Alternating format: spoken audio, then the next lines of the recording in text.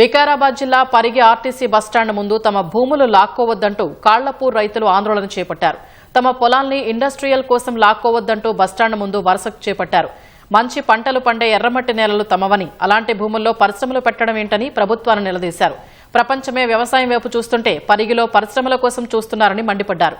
పరిశ్రమలకు భూములు ఇవ్వమంటూ హైవేపై బైఠాయించిన నిరసనకారులతో హైదరాబాద్ బీజాపూర్ రోడ్డుపై భారీగా వాహనాలు నిలిచాయి.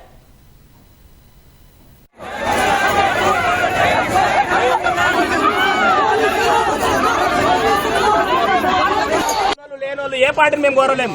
వాళ్ళు మాకు మద్దతు, వాళ్ళు అవసరమని వాళ్ళకి అవసరం లేకుండా అని మాకు వచ్చిరాళ్ళు. మేము ఎవరిని కోరలేము. మా రైతులు ఏడుస్తుంటే మీకు ఇంత సంతోషమా? రామ్మోహన్ రెడ్డి గారు ఇక్కడే అప్పుడు ఎమ్మెల్యే ఎలక్షన్ నిలబడేప్పుడు ఇదేం చేసిండా? ఒక్క మనిషి వస్తే పైసలు ఇచ్చుకుంటా, అది ప్యాషన్ కోసానికి పైసలు ఇచ్చుకుంటా సందమైపోయింది అనుకుంటావు. మరి ఒక ఊరే వస్తున్నాయంటే మేము మామూలు చేస్తున్నావా? ఇది ఎక్కడనే